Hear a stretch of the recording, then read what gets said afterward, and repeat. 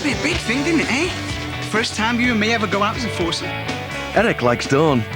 You and me are going to a ball. What do you think of that, eh? And Dawn quite likes Eric. I want the first time we go out to be really special. Hodge likes Laura. You're never going to get Laura in a ball dress. Well, what do you reckon? But then there's Kirsty. She's the only thing I've ever done that I'm proud of. But whatever happens, they'll always be the best of friends. Preston Front, tonight at 9:05 on BBC One.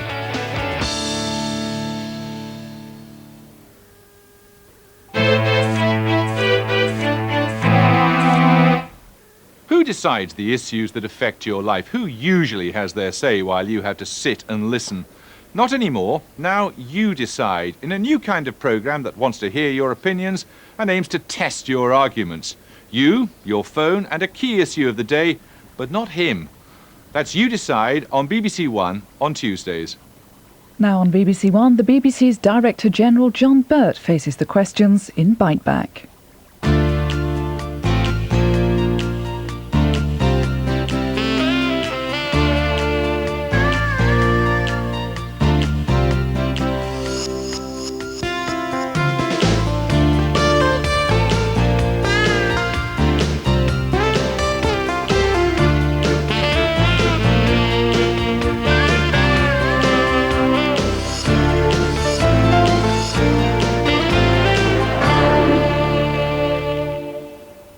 Hello and welcome to the July edition of Biteback. In the month in which the BBC publishes its annual report, we're talking to the Director General. The report shows the BBC in confident mood, trumpeting its creative successes and steady audiences. But there are shortcomings and concerns too, many of them articulated by you in this studio over the past year. Are standards of taste and decency at the BBC changing? Why has the BBC so few answers to ITV successes like Cracker or Prime Suspect and Band of Gold? I'll be putting those issues to John Birt and asking him why he appeared to criticise his own interviewers in public and whether television news cameras should have filmed over Hugh Grant's garden wall. So, no audience with us for this special edition of Biteback. Instead, earlier this week, I took your concerns to Broadcasting House, direct to the Director General. I began with the latest controversy to hit the corporation, dramatic sex and bad language. John Birt, it sounds as if the drama department is coming up with some pretty racy stuff this autumn season. Transsexuality, lesbianism, underage sex, explicit sex and violence from two posthumous Dennis Potter productions. Isn't that strong meat in a season in which the BBC is intending to debate taste and decency as a whole and in which the Broadcasting Standards Council is condemning soft porn on the television screen? Aren't you asking for trouble? Well, I've read the reports in the newspapers too, obviously based on a compilation tape of some extracts from some BBC dramas this autumn. Let's see how they play on the screen and let's see how people respond when they see all of those dramas and see all of those scenes in context. But have you seen them? Have you given them your seal of approval? Certainly not, and it isn't the job of the Director General to commission drama or to see it. It's to take an overview of the BBC, its broad sense of direction and how well it performs but say if it in is respect offensive. of its publicly stated objectives. Say if it is offensive and you only see it when it goes out. Then one will say something, as we always have done. One looks at the generality. I think there are some important strategic issues for the BBC which we have opened up in our annual report, and the chairman made some comments on that last week. We have to, I think, revisit the question of taste and decency. It's an increasingly testing issue for the BBC. 20, 30 years ago we were a society which had a common view about matters of taste and decency. Over that period of time we've increasingly seen younger comedians, younger writers expressing themselves in ever more vivid ways, ready to take on subjects which are for an older generation or a taboo. So do you think the BBC should be less auntie-like? Is that what you're now saying? I think we broadcast to an ever more plural society, and we have got to serve the interests of all licence fee payers. We have to embrace the best talents in our society. We've got to give them room. We've got to allow them to be adventurous. That's the BBC at its best. That's what's produced so many wonderful programmes. At the same time, we have to recognise that some of the time that is going to offend some other parts of the audience. So what do you do about those people? You have to strike a balance, and there are times which are appropriate. There are times in the schedule when you can allow greater and freer expression.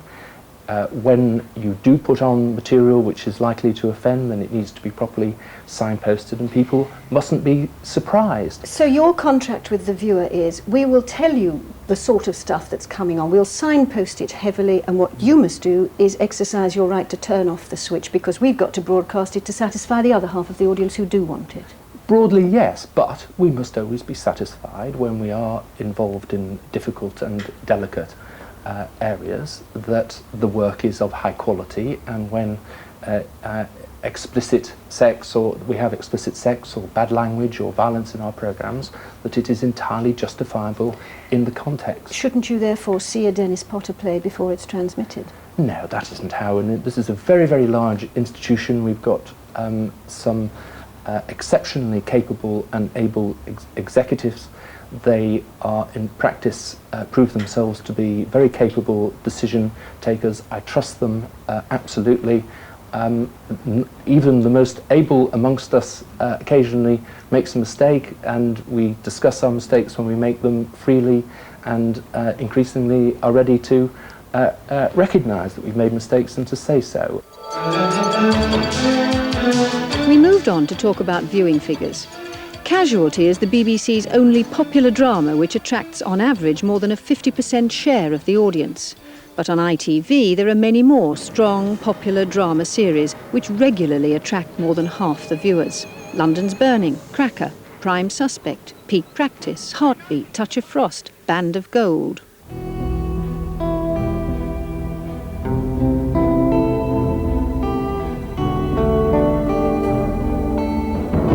The annual report boasts that the BBC outperformed ITV in that it retained a higher proportion of its share. That's strictly true, but BBC One is always beaten by ITV. Channel 3's audience is consistently a good 5% higher. I asked John Birt if one of the reasons for his lower audience was that the BBC was failing to connect with the public appetite for popular drama. I think there is plainly something in that view. Our great success as an organisation has been our situation comedy, which has remained strong over a very long period of time. And I used to envy, when I was in ITV, the BBC's success in comedy, and that success still continues. We have many more hit comedies than ITV, but there is something in what you say. Over quite a long period of time now, success has rather eluded us. Why do you think that is? In our drama, but we are turning the corner. And we plot these things very carefully, and this year we have seen a significant number of strong dramas coming through, and we have a fair number of dramas now which are plainly engaging the mass audience, and I would expect, these things don't happen overnight, but I would expect over the next year or so we're going to start seeing a fair number of them getting the same sorts of audiences that programmes in ITV. But I do have to make clear that I used to work in ITV. I commissioned London's Burning. ITV's job is to try to produce very large numbers of those blockbusters. That isn't our only job. We have got to. But it's an important job, and it's it would very help this important. business of the It's show. very important, but that's not the only job we do. We are significant commissioners of single drama. We have returned triumphantly to the field of classical drama with Middlemarch and Chuzzlewit and Persuasion, and the pleasure of Pride and Prejudice before us, I hope, this autumn. We have to do a range of things that's appropriate for a publicly funded broadcaster, and we have to judge our success across a far wider range of objectives than my former colleagues in ITV have to judge themselves against. One of the arguments that's put forward to explain this lack of big popular blockbusters is that it's your fault, that you have been prescriptive about programmes. You have asked for programmes of distinction, programmes which are not imitative, which cannot be found anywhere else. And what you've done in that sense is caused producers to be too analytical. You've actually come between them and their innate sense of popularity. You've been breathing down their necks. I'm surprised anyone should say that. Again, we put a lot of thought into this over the last few years. I'm sorry to say it's plain that the BBC's problems in popular drama go back a very long way. I think the seeds were evident up to 10 years ago, and it's because we've addressed it in recent years that we've started to turn the corner, and we are turning the corner. Let me attack you from the other direction, because I've said that you wanted programmes to be distinctive, but now, as you say, you're beginning to compete. In fact, ITV is complaining that you're competing rather well in these areas now. BBC One is doing very well, and BBC Two is the only terrestrial channel this year to increase its share. What people therefore conclude is that you've given in to populism, that you've said, OK, I give in, we can't be so distinctive, let's sock it to them like they want it. Neither of these things are true. The BBC schedule remains taken as a whole very distinctive. It has, as I said a moment ago, a great many different objectives. It has a far richer and a greater range of material than ITV has. But you run programmes that are perceived, and it's always invidious to mention it, but perceived to be a bit tacky. Pets win prizes, confessions. These are not things that come in the category of distinctive and non-imitative. I could keep you here for an hour listing all the wonders of BBC One, the absolutely fabulouses and the Ben Eltons and the Ruby Waxers. Taken as a whole, the BBC One schedule is marvellously varied and eclectic. Is it as distinctive as you want it to be? Taken as a whole, it is very, very distinctive and has an enormous number of really idiosyncratic and unusual and unique programmes in a way that ITV doesn't. And as I said, that isn't a criticism of ITV. I used to schedule a large part of ITV's schedule. That is in the nature of a commercially funded broadcaster. But of course it's true that one of the things we've been doing over the last year is investing quite a lot of money in new entertainment. Some of that entertainment has worked extremely well. Not all of it has. Not all of it is brilliant, and we won't do that again, but that's part of being an experimental, innovating organisation, and we make a lot more good decisions than bad decisions.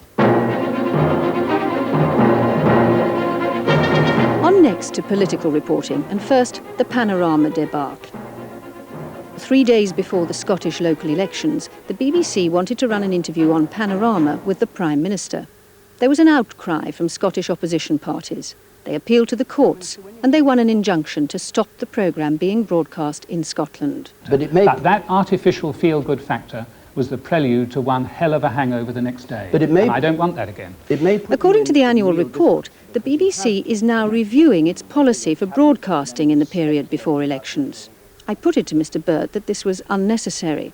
The plan to run the interview was simply a gross error of judgment which contravened the existing policy. I think we do have to review our policy, because I think one of the things that we realised after that event, plainly unsatisfactory, was that over quite a long period of time we had departed from the policies of earlier years and were far readier to do specific interviews or to cover, say, party conferences in pre-election periods. It's a difficult issue because last year there were 17 weeks in which an election was pending in the United Kingdom. So the difficulty is, how are you fair at election time whilst continuing to report what's going on in the country? But the case is pretty clear-cut, isn't it? When it's a whole panorama with the Prime Minister 3 days before a local election, that's a pretty clear-cut case. There are lots of cases which are less clear-cut. Do you cover the party conference of a major national party during a pre-election period? We have done. But was this clear-cut case an error of judgment on reflection? I think events demonstrated that we ought not have done it. We were insufficiently sensitive to the Scottish dimension. The reason was the one I gave. We had become ever more relaxed about what we did in pre-election periods. We've got to learn the lessons. We've got to now consider what it is appropriate to cover. A lot of people were critical of us for covering the Clause 4 debate just a few days before the English local elections. We're going to go back to the drawing board and we're going to try to consider what it is and and is not appropriate to cover in pre-election periods. It's not going to be an easy policy to decide upon. Can we move back to because we can't have a cordon sanitaire for 17 weeks a year. No, point taken. Yeah. Can we move to your speech earlier in the year in Dublin? You appeared to attack some BBC interviewers. You talked about overbearing interviewers who sneer disdainfully at their interviewees. You talked about one but them is an incompetent fool. Now, within weeks, Tory politicians were in full cry and they were attacking the BBC on these very issues and the issue of bias. Weren't you guilty of handing them a stick, those politicians, with which to beat you? And they did. That wasn't a lecture about the BBC. It was 6,000 words long. There were 2 sentences in, which you've just alluded to. It was a serious attempt to discuss a matter which is of concern to me, and I know many others, namely the way in which the interplay between the mass media, not just television, and it wasn't a speech about the BBC, it was about the media as a whole. But you must have known that those phrases would be used against BBC interviewers, and they were in the end. I mean, do you have a regret in the end? Because, again, it was proved to be the case that Jonathan Aitken picked them up. I mean, he said, my criticisms are simply those made by the DG. Yes.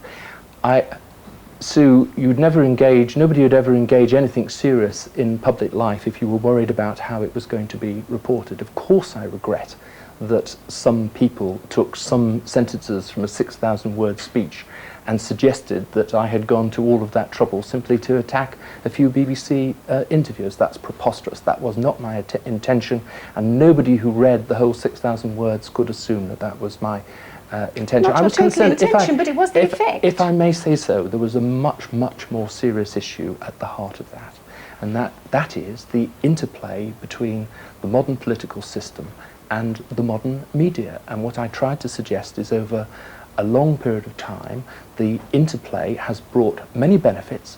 We are much more democratic. Politicians, decision makers of all kinds, are put under ever tougher, more challenging scrutiny. That's healthy and beneficial, but we have also become frenetic, both in Parliament and in the mass media. We've become over-obsessed with manoeuvrings within parties and posturing. All of those things are important.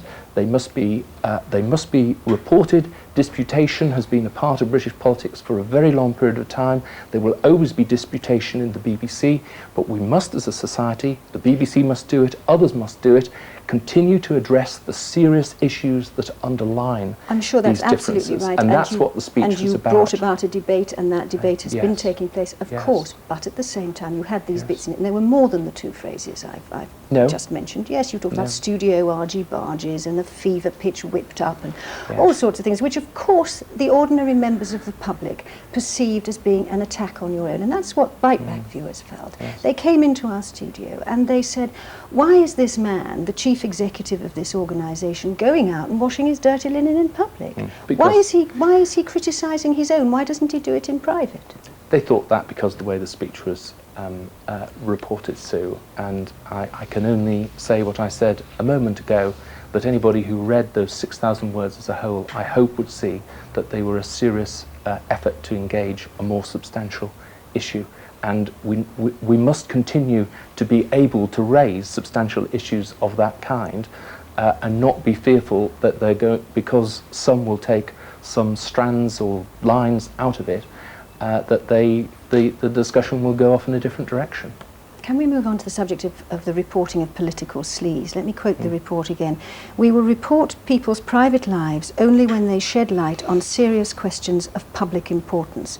Are you saying, therefore, that the BBC should take a stand and it shouldn't doorstep a minister under siege when the rest of the pack are?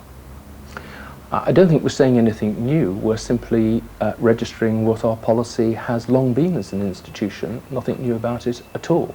And that is that we don't dwell on private matters of public figures unless there is a manifest, material, substantial and unmistakable public interest. But don't you have to, if it's making headline news in all the papers, broadsheets as well?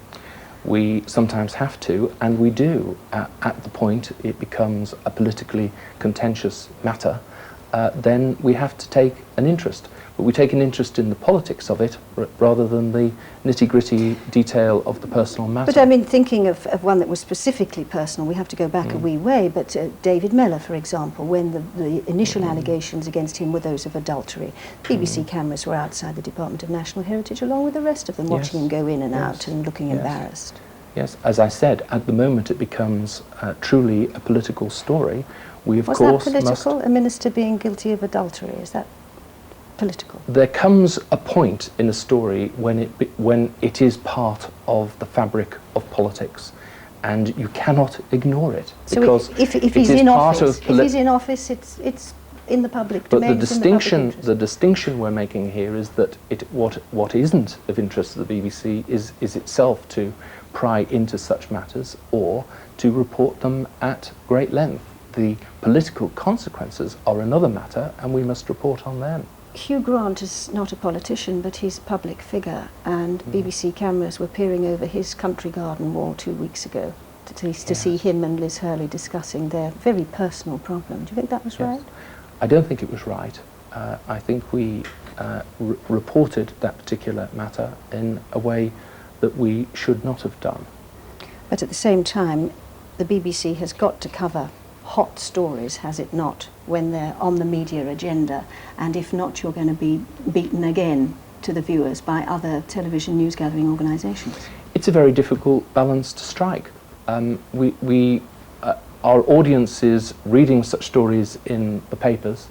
There comes a point where you can't ignore them in the sense that they're going to pop up in any case in other kinds of programming. So you've got to be there. You can't ignore them, but what you shouldn't do is give them undue prominence. And you difficult, though, to keep one foot on the moral high ground in all of this, isn't it? I mean, if you're a television or any news gathering organisation, you've got to go where the story is.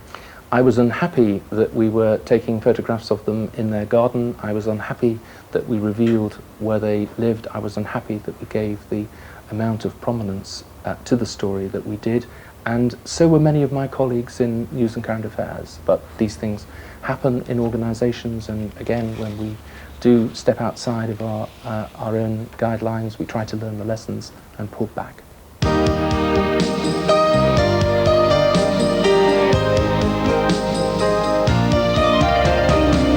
Jobs for the Girls is one of the programmes which, according to the report, was financed out of savings made on staff and efficiency. The BBC boasts that it found ways of saving £100 million last year, and that it's made, quote, significant strides towards its goal of becoming the best managed public organisation in the UK. But on the back of that, hang on, David, you were Chief Secretary to the Treasury at one stage, yes, before the election, when there, if I remember, no, David, you could come in here. I mean, I think there was a big sort of spending spree, wasn't there? Westminster Online, another programme born of financial prudence. But was such prudence in evidence in the spring, when there seemed to be a crisis at the BBC? A moratorium was imposed on the commissioning of any new programmes. It lasted for 2 months. As I put it to Mr. Birt, that didn't smack of strong financial management. It was a sign of good management. The BBC has set world standards in its programmes and its craft. It hasn't set world standards in the way it's been managed. Probably our financial systems were one of the weakest parts of the BBC. We've made great strides over the last few years in greatly improving the way we manage our finances. It was a sign of the success of our finance systems that some 18 months before we might have had a problem, we recognised that we were in danger of making too many programmes ahead of transmission and more than we could fund with the cash that comes out of the licence fee. Certainly, but the controller of BBC Two, Michael Jackson, compared it to having your mortgage suddenly called in. I mean, that kind of stop-start management is surely not good. It was but a pause. It will have no impact on what people will see on the screen. But you wouldn't like to see it happening very often. No impact on what people will see on the screen this year or next year. All that happened is that we had to rephase some of our production that we were going to make anyway. We've delayed some of it. Of course, it was unwelcome. A lot of programme makers were very fearful that their projects were going to be cancelled. They weren't. Business carried on as normal. I wish it hadn't happened, but it was actually prudent financial management, looking a long way ahead and just checking that we had the cash to invest in the amount of programmes that we were making for the shelf for later transmission. Let's look at the BBC's financial situation as a whole, because the savings you've made to date have come from cutting the fat in the system. You've swept up the corners, you've spring cleaned the place, you've saved on staff and on practices and so on. But inevitably, and it would happen in any large organisation that underwent that process, you've run out of those kinds of savings to be made. And meanwhile, your income remains flat. How are you going to go on financing everything you finance across the board? You put it very well. It's going to be difficult. The process hasn't come to an end. I think there is still some scope, albeit modest now, for further efficiency savings, reducing surplus capacity, better housekeeping, as you put it. But ahead lies a real and testing challenge for the BBC. Our costs, our pay, our talent costs, our sports rights costs are all rising faster than the rate of inflation, whilst our income is broadly flat. And unless in the future we can continue to make a new generation of efficiency savings, which we're looking at how we might do that at the moment. But you can't to the same extent, can you? Well, we have, there are new technologies ahead. Digital technology is going to have a profound impact on broadcasting and a profound impact on the way we make our programmes and the way we manage our business systems in the BBC. I think, albeit over a period of 2 or 3 years, I think we can look forward to a new generation of efficiency savings which will help us bridge that gap. But the other thing we've got to do is to take advantage of new technologies, satellite channels around the world, other new kinds of technologies which are going to emerge in the United Kingdom to generate extra commercial revenue from the BBC, and a combination of a new generation of efficiency savings and a new generation, an expanded commercial income, I hope will help. You hope. I mean, that sounds quite an optimistic position. Well, one has to be optimistic. Is it realistic? I hope. I'm not absolutely sure. We're looking hard at the scale of efficiency savings we can make. We have revitalised our commercial arm, and it is now generating a very much higher turnover than it used to, and a major contribution to the BBC. I think what the viewer fears is that in the end you're going to have to be brutal. You're going to have to stop doing something that you do, whether it's no longer being able to compete for big sporting events, and that's already quite difficult, or whether you're going to have to, again, it's invidious to name anything, but maybe you have to pull back from daytime television or something. You can't, with a flat income, with not that many more savings to be made, surely you can't go on being A, competitive, and B, accountable. Well, we've had a flat income since the late 80s. Indeed, 3% came off the licence fee in the early 90s. Nonetheless, we have, through vigorous management, we've reached a point where we're actually continuing to expand and provide new services. And I must try to drive this organisation on to do that, because it is the most creative institution in the world, and it's got to go forward and it can't go back. Every time I go near programme makers in the BBC, they have wonderful new ideas. And this is an organisation that started off making radio, then became a television pioneer. We must pioneer in these new technologies. And I'm confident at this moment that we can do that. It's not going to be easy. I don't want to pretend it's going to be easy, but we must try. John Birt, thank you very much indeed. Thank you, Sue. Well, in a moment, a look behind the scenes at one of the tools of the broadcasting trade which can often make or break a programme, scheduling. But first, our monthly airing of television moments that made you reach for the phone. We call it the Hit List.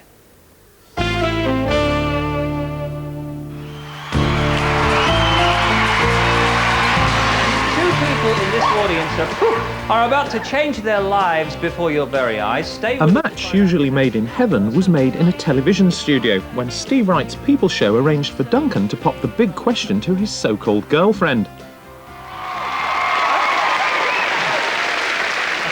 April, will you marry me?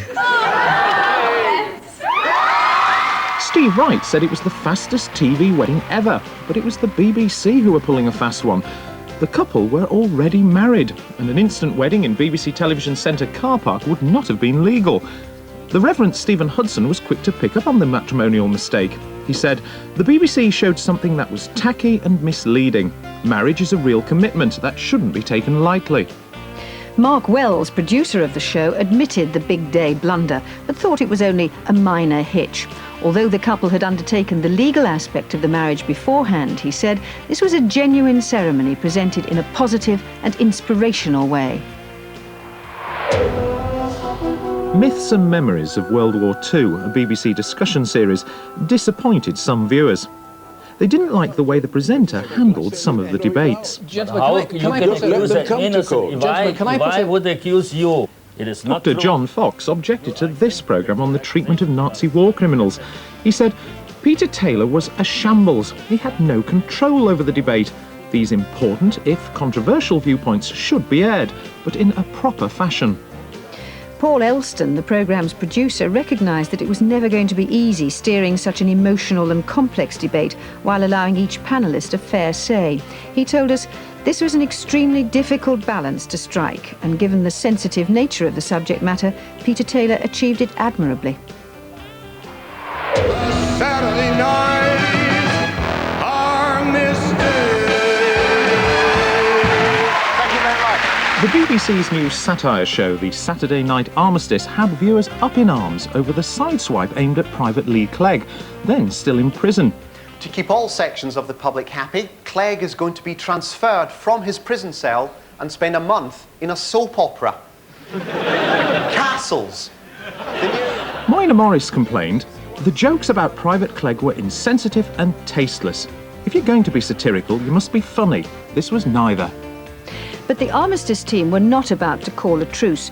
The show's producer, Sarah Smith, claimed that the audience had laughed like drains. "There's a place for comedy with a point of view," she said. "It tends to be people with firmly entrenched opposing views who don't want to laugh."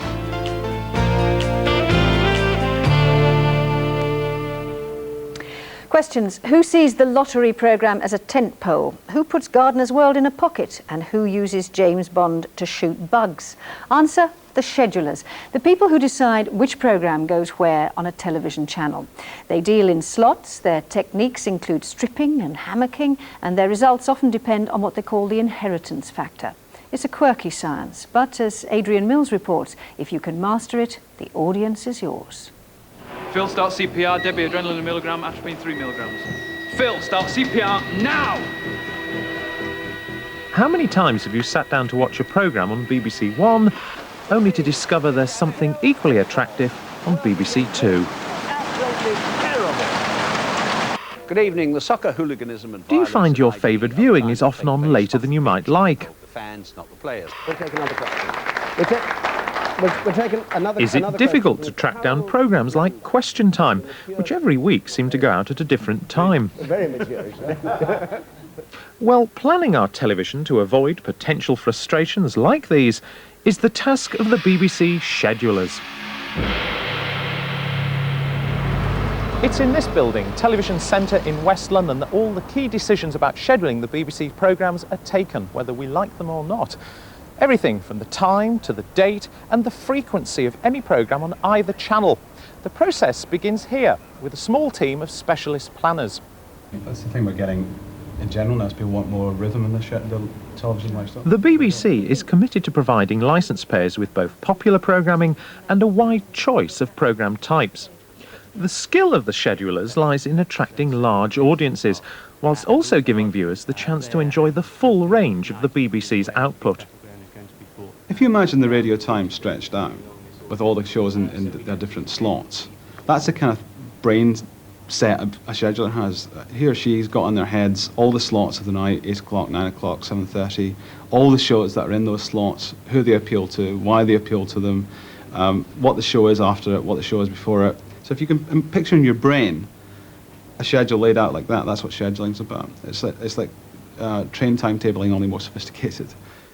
To capture big audiences, especially at weekends, it's essential to please the mainstream viewer. This means commissioning the right programmes and then broadcasting them in the right order. It may sound easy, but it demands a subtle appreciation of what audiences want.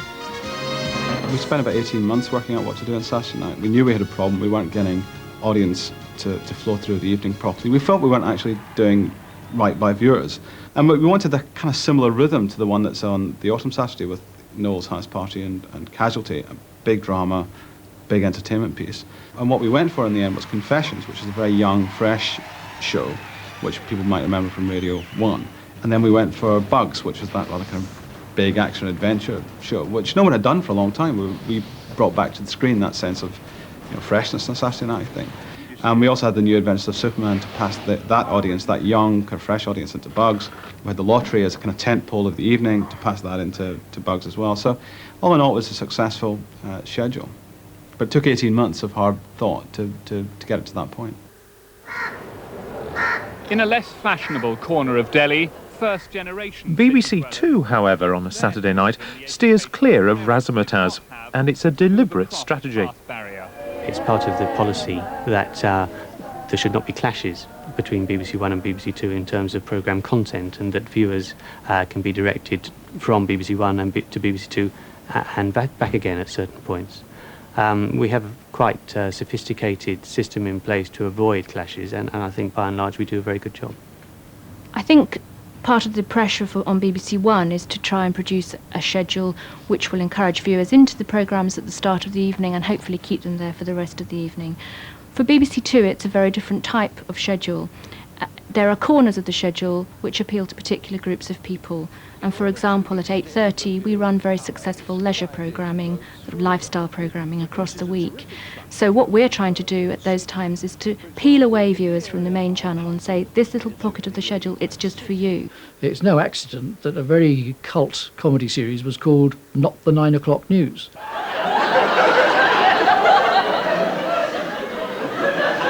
The controller of BBC Two looked at the 9 o'clock news on BBC One, recognised that was going to be one of his big opportunities of getting a big and a different audience, and created a comedy show to go in against it. Your usual tables are... Now 9 o'clock ever since has been big comedy time, first of all on BBC Two, and now on Channel 4. So, the schedules of the two BBC channels set out to complement each other. But when it comes to the competition, ITV and Channel 4, no one's averse to a few dirty tricks. Both the main channels, BBC One and ITV, will do their best to attack the first episode of a new drama series with something like a film or a high-rating comedy series. BBC One, over the years, has had some very high-profile new series starting. It is no surprise to anybody to find suddenly the 15th rerun of a Bond movie being put in on ITV, because it doesn't cost ITV a lot, and it's always going to get, a few million. Fairyland, Alec. A kid of her age, listening. There are, of course, certain programmes on ITV, like Coronation Street, which are so popular they're effectively unassailable.